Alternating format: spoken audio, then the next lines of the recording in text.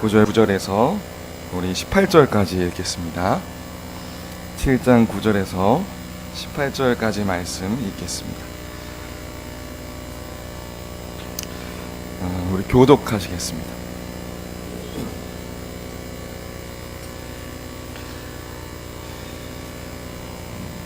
읽겠습니다. 그 밤에 여호와께서 기드온에게 이르시되 일어나 진영으로 내려가라. 내가 그것을 내 손에 넘겨 주었느니라.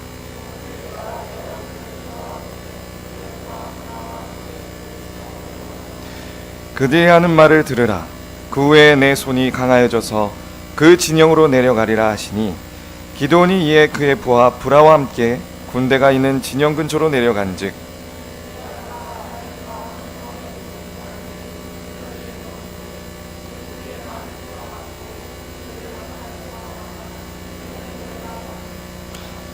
기드온이 그곳에 이른즉 어떤 사람이 그의 친구에게 꿈을 말하여 이르기를 보라, 내가 한 꿈을 꾸었는데 꿈에 보리떡 한 덩어리가 미디안 진영으로 굴러 들어와서 한 장막에 이르러 그것을 쳐서 무너뜨려 위쪽으로 엎으니 그 장막이 쓰러지더라.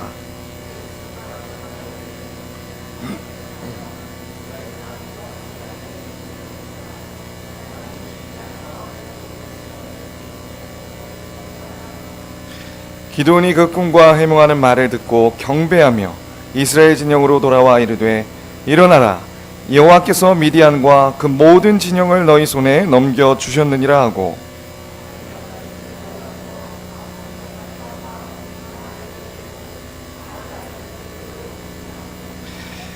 그들에게 이르되 너희는 나만 보고 내가 하는 대로 하되 내가 그 진영 근처에 이르러서 내가 하는 대로 너희도 그리하여 다 나팔을 불거든 너희도 모든 진영 주위에서 나팔을 불며 이르기를 여호와를 위하라, 기드온을 위하라 하라 하니라.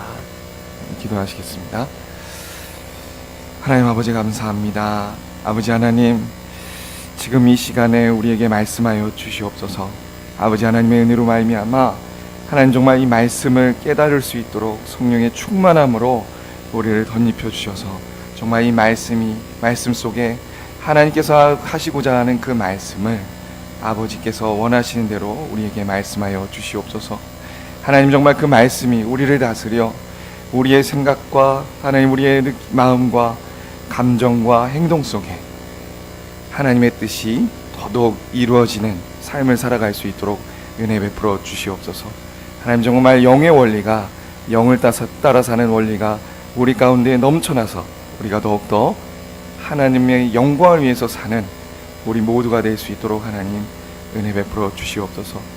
아버지 하나님의 도움이 없이는 우리가 절대, 하나님의 은혜가 없이는 절대 그렇게 살 수 없음을 고백합니다. 저희를 긍휼히 여겨 주시옵소서. 감사하며 예수 그리스도의 이름으로 기도 올리옵나이다. 아멘. 예, 오늘 요즘에 영화관에 가면 이제 많은 영화들이 있습니다. 근데 그 중에 가장 인기를 끌고 있는 장르가 있어요. 바로 히어로물 장르입니다. 영웅적인 사람들이 나와서 적을 부수고 결국 악당을 무찔러서 승리하는 그 영웅적인 영화들 있잖아요. 우리가 잘 아는 스파이더맨, 헐크나 그런 영화들 안 좋아하시는 분들도 계실 텐데, 그런데 많은 사람들이 정말 너무나도 좋아합니다. 그래서 요즘 그 영화들이 나왔다고 하면 그냥 500만은 훌쩍 넘는 것 같아요. 그래도 나아가서 1000만 관객도 굉장히 많은 여러 번 하게 됐죠. 왜 이렇게 많은 사람들이 그 영웅들을 그리는 영화에 열광하고 있을까요? 우리가 좀 생각해 볼 필요가 있을 것 같습니다. 그런데 비단 영화뿐만이 아니고요. 영화뿐만이 아니고 사실 성경 속에서도 성경에 등장하는 하나님의 신앙 위인들을 통해서도 우리가 그런 영웅적인 모습들을 많이 눈에 더 보길 원하고 더 내가 그렇게 되길 원하는 마음들이 많이 있는 것 같습니다. 일례로 오늘 우리가 기드온에 대해서 또 살펴볼 건데, 많은 사람들 교회 다니시는 분들한테 기드온 하면 뭐가 떠오르세요? 그러면 딱 생각나서 말씀하시는 것들이 기드온의 300용사요. 많이 그렇게들 얘기를 하시죠. 왜냐하면 기드온이 정말 영웅적인 모습으로 상남자처럼 300명을 데리고 무려 13만 5천 명을 대파해서 하나님 앞에 그 거대한 승리를 쟁취하는 그런 역사 아닙니까? 그 대승에 굉장히 열광하는 거예요. 아, 우리도 저렇게 기드온처럼 신앙의 대승을 거두고 싶다. 그래서 열광하는 부분도 있죠. 정말 우리 사랑하는 성도 여러분, 기드온처럼 이런 놀라운 신앙의 대승을 여러분들이 거두기 소망합니다. 정말 우리가 하나님 앞에 하나님의 말씀에 순종해서 그런 승리를 거둬야 돼요. 근데 그것에만 집중하는 것은 아닙니다. 오늘 말씀의 주요점은 이건데, 많은 사람들이 이런 신앙의 대승을 거둔 기드온의 모습에 열광하다 보니 사실 정작 성경에서 얘기하는 그 이면에 그 승리하는 모든 과정에 깔려있는 내용들은 그냥 막 넘어가는 경우가 있어요. 그렇게 되면 우리가 하나님을 깊게 알지 못할 뿐만 아니라 내 자신을 깊게 살펴보지 못하고 정확히 바라보지 못하는 일들이 발생하게 됩니다. 그래서 오늘은 이 부분에 대해서 집중하려고 해요. 하나님 보시기에 진정한 영웅은 누굴까요? 바로 이 이면에 깔려있는 것들을 정말 공감하고 하나님 앞에 애통해야 하는 그런 사람들이 하나님 보시기에 정말 믿음의 영웅들인 것입니다. 하나님은 오늘 기드온의 300용사 스토리를 만들어가고 계세요. 제 목소리가 지금 너무 다운이 돼서 여러분들 다운되시면 안 됩니다. 제가 지금 목소리가 잘 안 나와요. 지난주에 목사님이 안 나오셨더니 이번에 제가 목소리가 안 나오더라고요. 그래도 힘껏 해보도록 하겠습니다. 하나님께서 기드온과 300용사의 스토리를 만들어가고 계시죠. 우리 한번 보겠습니다. 하나님이 만드시는 거예요. 우리 9절 한번 볼까요? 9절에 기드온이 여전히 두려워하고 있었습니다. 그래서 하나님께서 뭐라고 얘기하시냐면, 그 밤에 여호와께서 기드온에게 이르시되 일어나 진영으로 내려가라. 내가 그것을 내 손에 넘겨주었느니라. 만일 내가 내려가기를 두려워하거든 내 부하 브라와 함께 그 진영으로 내려가라 명하셔요. 하나님께서는 기드온이 여전히 그 수많은 적들 앞에 두려워하고 있다는 걸 아셨습니다. 그래서 이전에는 기드온이 표적을 구했죠. 그래서 하나님이 표적을 보여주셨어요. 근데 이번에는 구하지도 않았는데 하나님이 직접 기드온에게 표적을 보여주시러 얘기하고 계신 거예요. 그래서 지금 어떤 일이 일어납니까? 그 부하 브라를 데리고 그 적진 근처까지 내려갑니다. 한 조금 적진을 살펴보려면 조금 높은 데 올라가야 되겠죠. 높은 데 올라갔더니 그 지면에 온 가득히 적들이 다 있는 거예요. 그걸 표현하기를 이렇게 표현합니다. 미디안과 아말렉과 12절인데요. 동방의 모든 사람들이 골짜기에 누웠는데 어떻다고요? 메뚜기의 많은 수와 같고 낙타의 수가 많아 해변의 모래함 같이 쫙 있는 거예요. 그걸 보면서 얼마나 두려워했겠습니까?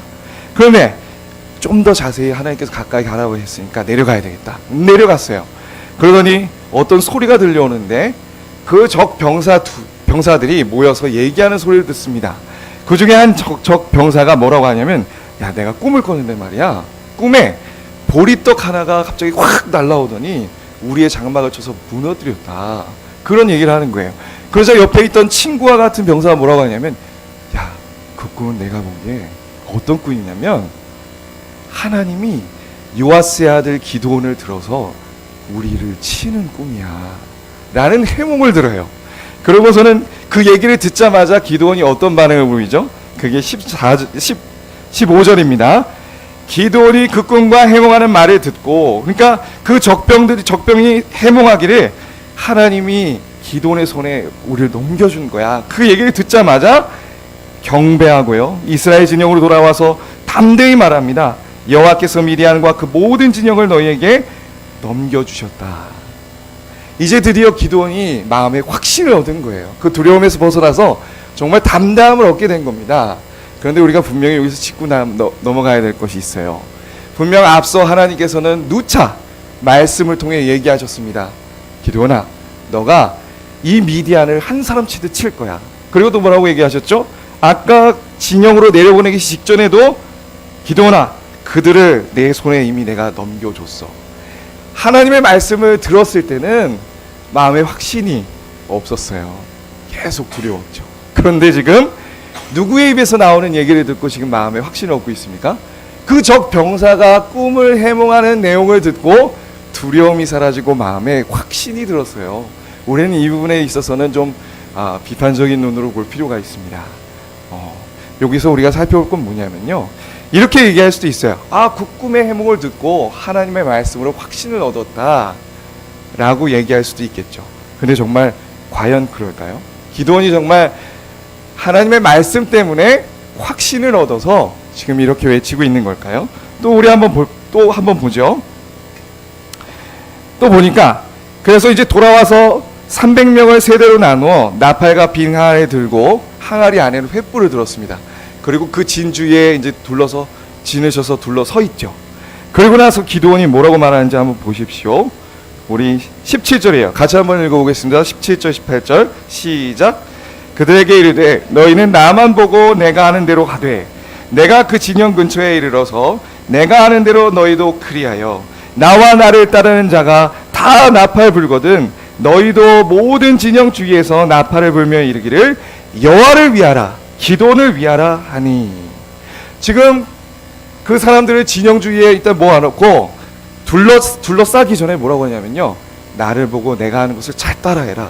그리고 내가 나팔을 불거든 여러분들 나팔 불면서 뭐라고 하라고요? 여호와를 위하라. 그리고 또 뭐라고 외칩니까? 기도원을 위하라 라고 외치라는 거예요. 여러분 이거 어떻게 생각하십니까? 분명히 전쟁의 승리는 하나님께서 주시는 거죠. 그러면 하나님을 위하라 해야죠. 하나님을 위하라, 하나님을 위하라 이러고 달려나가 싸워야 되죠. 근데 하나님을 위하라 한 다음에 지금 뭐라고 하겠어요? 기도를 위하라. 제가 만약에 이러는 거예요. 여러분들 앞에서 여호와를 위하라, 한승진을 위하라 그러면 여러분 뭐라고 생각하시겠습니까?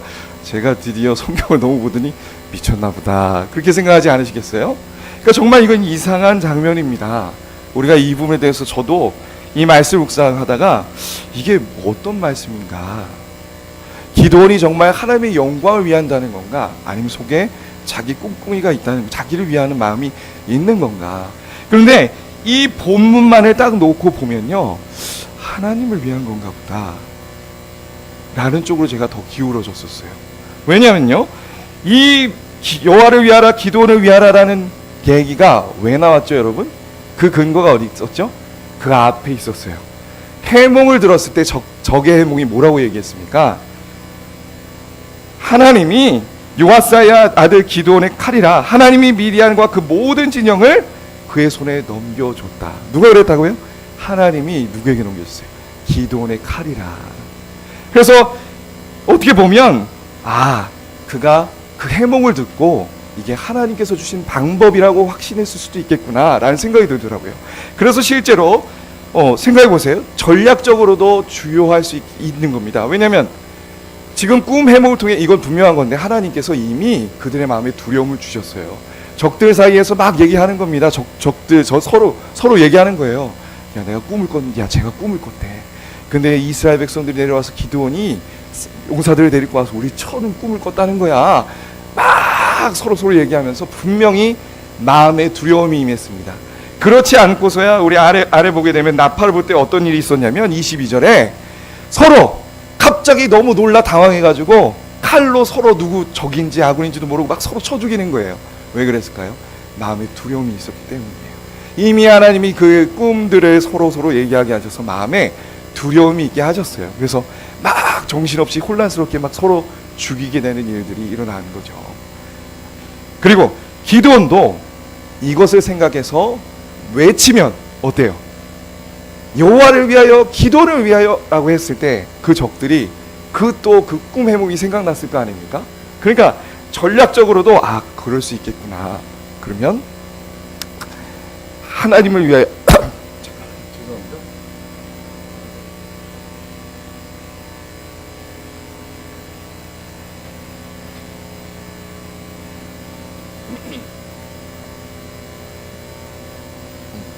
예. 그러면 전략적으로 봤을 때 이 본문에서만 보면요 어때요 여러분? 어떻습니까?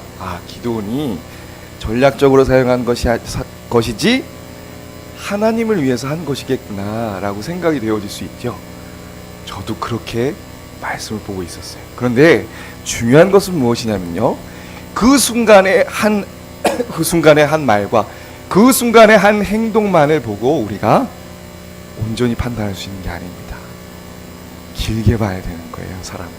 이걸 다른 사람에게 적용하는 것이 아니고요, 오늘 우리 자신에게 적용해 볼 문제입니다. 왜 이런 얘기를 하냐면 뒤에 내용들을 보게 되면 말이죠, 기드온이 외쳤던 것이 하나님을 위한 것이 아니었구나 라는 것을 깨닫게 돼요. 그러니까 참으로 사람의 마음, 이 얘기했잖아요. 열 물길 속은 알아도 한 사람의 마음은 알 수 없다. 이게 무슨 얘기예요? 사람이 그만큼, 이건 속담입니다만 참 저는 성경적이라고 생각이 들었어요. 죄인이고 심히 부패한 것이, 만물보다 심히 부패한 것이 사람의 마음이요마는 이를 누가 등이 알리요. 그것처럼 내 자신을 볼 때 있잖아요. 그리고 다른 사람들을 대할 때도 있잖아요. 감안하셔서 대하고 나를 바라봐셔야 되는 거예요. 내가 하는 말과 내가 하는 생각과 내가 느끼는 감정들이요, 나도 모르는 사이에 하나님을 위하기보다 나를 위할 때가 얼마나 많은지요. 저만 봐도 그래요. 저만 봐도. 그래서 사람은, 내 자신은요, 내 자신이 뭔가를 계획하고 행할 때 진중하게 살펴봐야 돼요. 과연 나는 누구를 위하여 이 일들을 진행하고 있는 것인가. 분명히 그 메시지가 오늘 말씀에 담겨 있다고 생각합니다. 그러면 이사철이 한번 더 보죠. 과연 그런가 안 그런가, 기드온의 중심이 어떤가를 우리 한번 살펴보도록 하겠습니다. 참 우리 마음의 중심에 이면에 가라앉아 있는 그 동기, 그 마음을 드러내기는 우리 힘으로는 정말 힘들어요. 하나님의 은혜가 필요합니다. 자, 이제 그렇게 해서 적들이 서로 죽이면서 도주하기 시작합니다. 그래서 막 추격하죠. 그런데 이제 기드온이 사자를 에브라임 지파에게 보냅니다. 그래서 뭐라고 얘기하냐면, 얘들이 이제 이미 이전에 보냈겠죠. 도망가고 있는데 벳바게와 요단강에 너희들이 먼저 진을 쳐서 숨어 있어라, 매복해 있어라. 그들이 이제 거길 넘어가면 잡기 힘드니까 매복했을 때 오면 다 쳐서 멸하라, 이렇게 명을 내린 거예요. 그래서 에브라임이 어떤 정권을 나타내냐면요, 우리 25절 한번 가보겠습니다. 25절에 보니까 미디안의 두 방백 오렙과 스앱을 사로잡아 오렙은 오렙 바위 위에서 죽이고 스앱은 스앱 포도주 틀에서 죽이고 미디안을 추격하였고 오렙과 스앱의 머리를 요단강 건너편에서 기드온에게 가져왔더라. 큰 정권을 세웠어요. 누굴 잡았다고 나왔어요? 미디안의 아주 제일 우두머리격인 두 방백을 잡았어요. 그 오렙과 스앱입니다. 그래서 대승을 거둔 거죠. 마지막에 전쟁에 참전했지만요. 그런데 그 아래 보니까 이상한 일이 발생하고 있어요. 이 두 잡은 사람들의 머리를 가지고 기드온에게 나아갑니다. 그러면서 이제 뭐라고 얘기하냐면요, 이렇게 얘기해요. 우리 1절입니다. 에브라임 사람들이 기드온에게 이르되 내가 미디안과 싸우러 갈 때에 왜 우리를 부르지 아니하였느냐, 우리를 이같이 대접하면 어찌 됨이냐 하고 기드온과 크게 다투는 일이 발생했습니다. 에브라임 지파가 대승을 하고 내려오더니 따져 묻는 거예요. 왜 나를 그같이 대접했냐, 왜 나 무시했냐는 거죠. 왜 나를 무시했냐. 만약에 기드온, 너가 우리를 전쟁 초기에 불렀다면 지금 나중에 참전해서 두 방백을 우리가 잡아서 대령했는데, 처음부터 참전했다면 우리가 얼마나 도움이 됐으며 혁혁한 공을 세웠겠느냐 하고 막 다투는 거예요. 여러분, 이런 에브라임 지파의 이런 모습은 어떻게 생각하십니까? 지금 에브라임 지파는요, 자신을 무시했다고 지금 따져 묻는 거예요. 근데 생각해 보세요. 지금까지 뭐 하고 있었습니까? 에브라임 지파. 에브라임 지파는요, 유다 지파와 필적한 만큼 강한 지파였어요. 요셉의 두 자녀가 있었죠. 므낫세와 에브라임이었습니다. 원래 장자는 므낫세였으나 하나님이 어떻게 했죠? 차자에게 손을 엇갈려서 축복하게 만드셨어요. 그 후로 엄청 강성해진 지파였습니다. 그러면 기드온이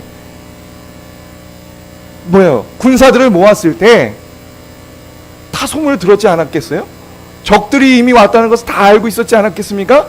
그럼 그때 강성했던 에브라임 지파는 먼저 나서서 지파들을 주도하고 유다 지파와 함께 싸웠어야지. 어디 가서 뒷공무니도 보이지 않고 두려워하고 있었던 거죠. 뭐냐, 지난날 계속 패배하고 억압당하고 두려웠던 겁니다. 똑같이. 그렇게 가만히 있다가 이제 다 완전 주력 부대는 멸하고 조금 남아서 도망가는 걸 쫓아가서 멸하고 갔다 왔더니 기고만장한 거예요. 지금 기고만장한 거. 야, 우리가 이만큼 또 대승을 거뒀구나. 그러고 므낫세 지파와 그들을 보니까 셈이 나는 거죠. 그 둘이 라이벌 관계입니다. 셈이 나는 거죠. 그래서 기드온한테 따져 묻는 거예요. 왜 나를 무시하냐. 여러분, 이건 깊게 생각하셔야 됩니다. 하나님이 이미 이스라엘 백성들이 이렇게 될 것을 얘기하셨죠. 어디서요? 300명 추리실 때. 그 목적을 뭐라고 하셨죠? 왜 300명을 추린다고 하셨죠? 하나님께서? 얘들 보니까 이 수 이대로 놔두면 분명 두려워하고 있다가도, 야, 전쟁에 승리하기면 내가 이렇게 잘났지, 내 힘으로 구원했지, 자랑할 거라는 거예요. 누구처럼요? 딱 에브라임 지파처럼. 우리의 신앙생활에서 돌아보면 우리 교회나 일상생활이나 관계면에서 늘 이런 걸 살펴야 됩니다. 누군가 나를 무시하면, 나를 알아주지 아니하면 우리는 어느새 내가 이런 사람인데, 에브라임 같은 지파의 그런 마음들이 우리에게도 있는 거예요. 우리에게도. 자, 이런 에브라임 지파를 기드온이 어떻게 대했나요? 2절입니다. 2절 다 같이 읽어볼 거예요. 제가 목이 아파서 계속 읽어봐 주세요. 시작.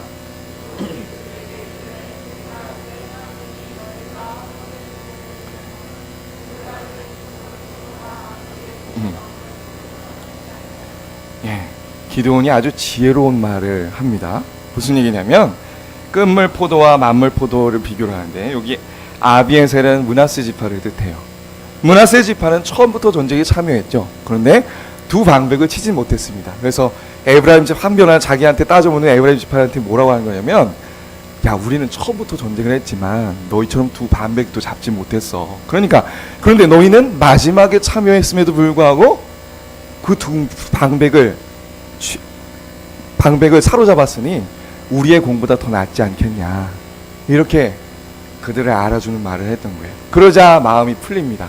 에브라임 지파가요. 굉장히 지혜로운 말이죠. 지혜로운 말이긴 하나요. 근데 그 동기는 어땠을까요? 이게 중요한 거예요. 어떤 마음으로 그런 얘기를 했냐는 거죠. 딱 여기까지만 보면 기드온이, 야, 기드온은 지혜롭게 행했구나, 정말 그랬구나. 우리도 이런 지혜도 필요합니다. 이런 지혜도 필요해. 누군가가 막 이렇게 해서 나한테 왜 나 무시하냐 그러면, 아이고, 아니죠, 정말 맞습니다, 그렇게 해줄 필요성이 있어요. 그런데 여기서 우리는 그 중심에 계속 집중하고 있습니다. 뒤를 보게 되면 안타까운 마음으로 그 얘기를 했다는 것이 드러나요. 뒤에 또 어떤 얘기가 있냐면, 이제 에브라임 지파한테 한 대 당하고 숫꽃 마을에 갑니다. 또 분우엘 마을에 가게 돼요. 가서 이제 뭐라고 얘기하냐면, 우리가 추격하느라 쫄쫄 굶었다, 떡덩이를 좀 다오. 우리가 살문나와 이제 또 다른 왕들, 미디안의 왕들 살문나와 세반가요? 잡으러 가야 되겠는데 우리가 지쳤다, 먹을 것을 다오. 이렇게 얘기를 하죠.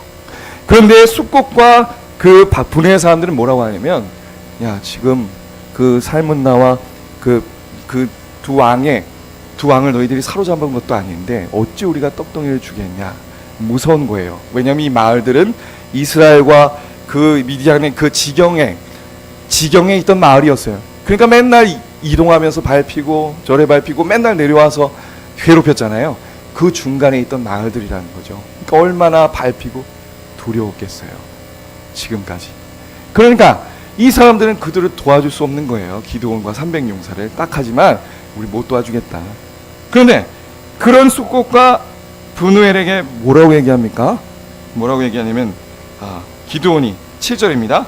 야, 여호와께서 세바와 살문나와 내 손에 넘겨주신 후에 내가 들가시와 찔레로 너희 살을 찢어버리겠다고 얘기합니다. 그 다음에 또 분우엘 마을에서 뭐라고 하냐면, 망대를 헐겠다. 망대는 그 마을을 통과하기 전에 파수하는 데예요. 망대가. 그걸 무너뜨린다는 건 뭐 어떤 의미냐면, 너희를 죽이겠다, 그런 얘기예요. 여러분, 이 태도가 정당합니까? 기드온이 얘기하는 이렇게 대하는 태도가 정당합니까? 제가 보기엔요, 에브라임은요 어떻게 피해를 끼쳤죠? 기드온에게 무시했다고 막 항변했어요. 지금까지 죽도록 싸워왔고 죽도록 하나님의 뜻을 순종해서 전쟁을 치렀던 기드온에게 와서 나 무시했냐면서 막 멱살 잡고 싸웠다고요. 그거나 전혀 하나님의 뜻엔 관심도 없고 알아주질 않죠. 그거나 살문나와 분우엘이 얘기한 거나 비슷한 맥락 아닙니까? 다 피해를 주고 하나님의 역사에는 전혀 관심이 없고 다 자기 안위에만, 나를 알아주지 않는 것, 내가 두려운 것, 보복당할 것, 그런 것에만 관심이 있어서 기도원을 지금 배척하는 거 아니에요. 그런데 그 대하는 모습이 어땠죠? 그 에브라임 지파한테는 지혜로운 말로 따져 묻지 않았어요. 그렇죠? 따져 묻지 않았어요. 왜요? 무서우니까. 지파가 크잖아요. 에브라임 지파. 근데 수곤 마을과 분우의 마을은 작거든요. 그런 거예요.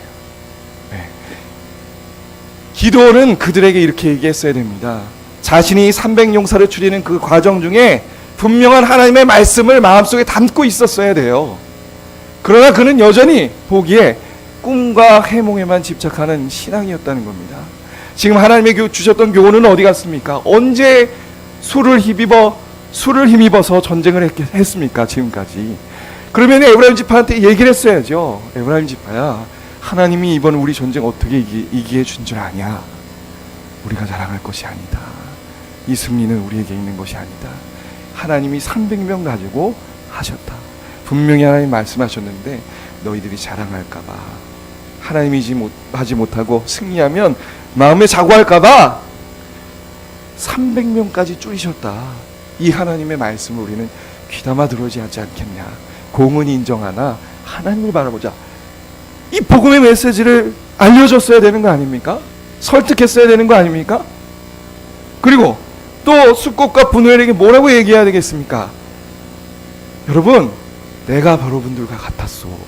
내가 두려워서 포도즙 틀에 숨어서 이삭 타자가던 두려워하는 사람이었고, 하나님이 우상을 멸하라고 하셨을 때 내가 이스라엘 백성들, 우리 마을 사람들을 위해서 숨어서 몰래 하던 그런 겁쟁이요, 두려워하는 사람이었어. 그러나 하나님이 나의 두려움을 앗아가셨고 승리를 선수해 주셨지 않소. 설득해야죠. 그러나 지금 그렇게 하지 않는 거예요. 어쩌면 이 기도원은요, 꿈과 해몽에 열광하고 있고요, 꿈과 해몽에 등장한 기도원의 칼이라 자신을 어떤 영웅처럼, 이 영웅주의, 내가 이 전쟁에 이렇게 대승했구나, 그런 중심으로 전쟁을 치르고 있는 거예요. 구원받았다고 해서 하루아침에 사람이 바뀌지는 않습니다.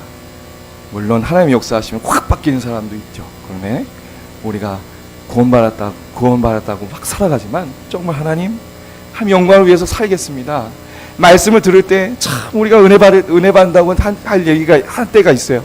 또 말씀을 들을 때 이게 정말 하나님께서 나에게 주신 말씀인가, 막 눈물을 흘리고 감격이 올 때가 있습니다. 찬양할 때도 있고요.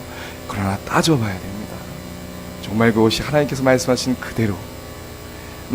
그대로 내 마음을 울리고 감격이 돼서 내 영혼이 하나님을 향했는지, 아니면 내 이기적인 마음 그대로 말씀을 내 식대로 적용하고 받아들이진 않는지, 우리가 나의 삶에서 순간순간 점검을 해야 된다는 거예요. 점검해야 된다. 너무나도 중요한 말씀이죠. 우리 뒤에 보면요, 기드온의 그 중심이 드디어 드러나기 시작합니다. 그렇게 해서 세바와 살문나를 잡고요, 실제로 잡은 다음에 찔레와 가시로 77명을 벌하고요, 분우의 마을을 아주 그냥 초토화시킵니다. 이게 같은 민족한테 할 일입니까? 그러고 나서 어떤 일들이 있냐면요, 우리 한번 22절을 한번 보시겠어요? 대승을 거뒀죠. 정말 영웅 중에 영웅이 됐습니다. 기드온이. 어떻게 그 13만 5천 명을 멸할 수 있겠어요? 그래서 사람들이 영웅을 알아본 것이죠. 22절에 이렇게 얘기합니다. 그때 이스라엘 사람들이 기드온에게 이르되, 당신이 우리를 미디안의 손에서 구원하셨으니 당신과 당신의 아들과 당신의 손자가 우리를 다스리소서 하는지라. 기드온, 당신을 보는 진짜 당신은 영웅입니다. 당신으로부터 이제 당신 자손 자자손손 우리에게 왕이 되어 주십시오. 영웅을 구하는 거예요, 영웅.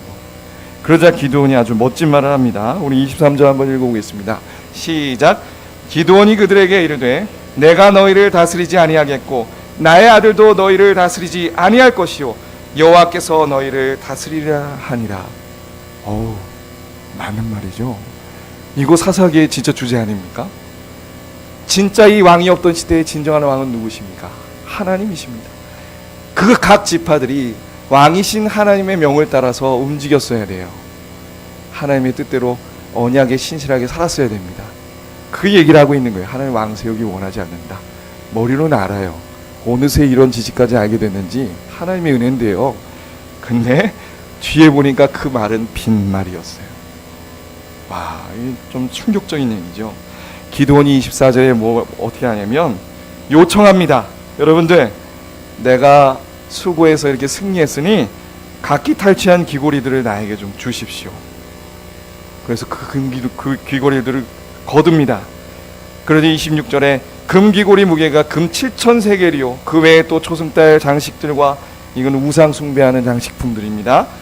그 세바와 살문나게 뺏은 거예요. 폐물과 미디안의 왕들이 입었던 자색 의복과 왕들의 의복을 왜 왕들이 입었던 의복을 왜 취하나요?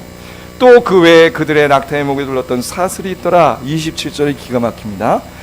기드온이 그 금으로 에봇 하나를 만들어 자기의 성읍 오브라에 두었더니 온 이스라엘이 그것을 음란하게 위함으로 그것이 기드온과 그 집의 올무가 되었더라. 여러분, 에봇이 뭐죠? 에봇은 제사장 옷에 있던 그겁니다. 하나님의 뜻을 묻는 데 사용되는 거죠. 알고는 있었던 모양이에요. 근데 왜 제사장도 아닌 사람이 그걸 만들어 자기 집에 두죠? 권력이에요, 권력. 자기한테 오게 하고 자기를 따르게 하는 권력. 원래 이 당시에는 실로가 종교의 중심지였고요. 제사장들은 그곳에 있는 겁니다.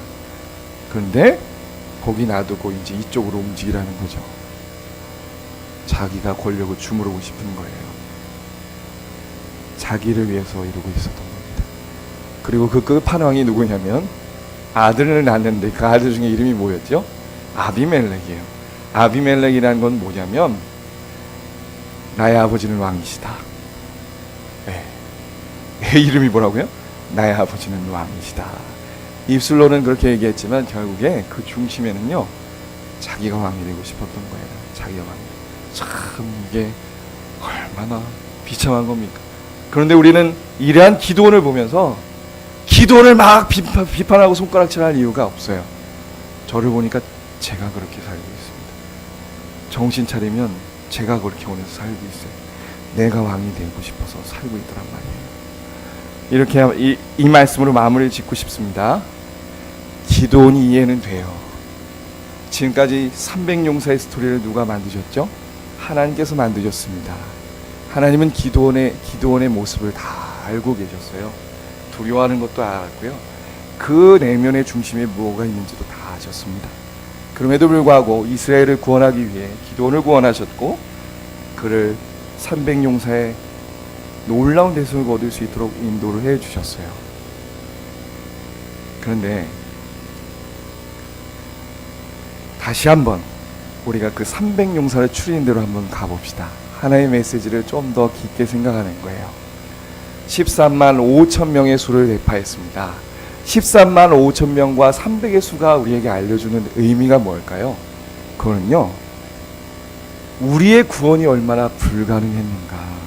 한 인생이, 한 죄인이 구원을 받아서 정말 하나님의 영광을 위해 살기까지 그 일이 얼마나 불가능하고 한 영혼이 하나님의 영광을 위해서 산다는 것 자체가 얼마나 하나님의 기적인가를 헤아려 보라는 거예요. 분명합니다. 우리는요, 감이 안 오는 거예요. 감이 안 와. 13만 5천 명 대 300명도 감이 안 오죠. 그냥 입이 벌어지는 거잖아요. 근데 이렇게 한번 생각을 한번 해봅시다. 제가 만약 길을 가다가 골목길에 들어섰더니 불량배들이 저를 에워쌉니다. 한 10명이 나를 에워싼 거예요. 그럼 어떤 생각이 들까요? 그냥 머릿속에는 이런 생각이 들겠죠. 그냥 2단 옆차기로 2명 때려 눕히고 굴른 다음에 뒤로 발차고 업어치기 해가지고 한 5명이 나자빠지게 만드는 그런 영웅적인 모습을 꿈꿀 수 있죠. 근데 현실은 눈탱이 밤탱이가 되겠죠. 그런데 제가 지금 하고 싶은 얘기는 뭐냐면요, 왜 수를 줄여서 얘기하냐면, 그래도요 10명 또는 5명의 에워싸면 할만하잖아요. 내가 맞을지언정 그래도 어떻게 내가 이렇게 확 날렸는데 2명이 쓰러질 수도 있는 거잖아요. 해볼 만하단 말이죠. 죽기 살기로. 두려워서 맞는 게 현실이지만, 그게 우리의 현실이지만 해볼 만한 거예요. 그런데 여러분, 100명이 둘러쌌다고 생각해 봅시다. 그러면 이제 손이 이렇게 모아지고 고개가 숙여지고 지갑 여기 있습니다. 그러는 거잖아요. 나를 알아서 해주십시오. 그러는 거잖아요. 딱 이거와 같아요. 딱 이거와 같아. 하나님이 처음에 기드온에게 이 병사들을 모으라 했을 때 얼마나 모았죠? 32,000명입니다. 32,000명. 그 비율적으로 따지면요 1대4, 1대4.5 정도 돼요. 제가 계산기 뚫려서 계산 다 해봤어요. 1.45 정도 된다고요. 그러면 이스라엘 백성들 생각에 그래, 두렵지만 지금까지 우리가 그래도 오늘을 살았지만 그래, 한번 해보자, 하나님 한번 해보라고 했으니까 그런 마음이 들 수 있죠. 근데 하나님이 갑자기 두려워하는 사람 떠나라, 확 가버립니다. 그래서 13,000명인가요? 만 얼마가 남았죠. 거기서 끝날 줄 알았더니 갑자기 물로 내려가라 하더니 하나님께서 자, 그 물을 입에 대고 핥는 사람 빼고는 다 돌아가라고 그래. 그 남은 사람이 300명이에요. 300명. 그럼 그 300명이 몇 대 몇인지 압니까? 1대 450이에요. 1대 450. 그걸 들었을 때 그 순간에 거기 있던 300명 어떤 생각을 하게 됐을까요? 그 기드온은 어떤 생각을 하게 됐을까요? 하나님이 표징을 주셔서 분명 두려움이 일말 줄어들었겠죠? 근데 이제는 두려움이 더, 이제는 내가 손 쓸 수가 없는 지경, 벌벌 떨지 않았을까요? 300명 모두가? 저는 이것을 무엇이라고 생각하냐면 하나님이 마치 율법을 우리 앞에 대주시면서 율법의 벽에 부딪혀 율법의 높은 기준 앞에 두려워 떨어봐라, 좌절해봐라. 그것이 얼마나 내 스스로 구원 얻고자 하는 것이 얼마나 어리석고 불가능하며 말도 안 되는 일인지. 또 반면에 하나님이 그럼에도 불구하고 예수 그리스도를 보내셔서 우리를 구원해 주신 그 은혜가 얼마나 측량할 수 없는지 깊게 한번 생각해봐라. 그 얘기를 하고 계시는 거예요.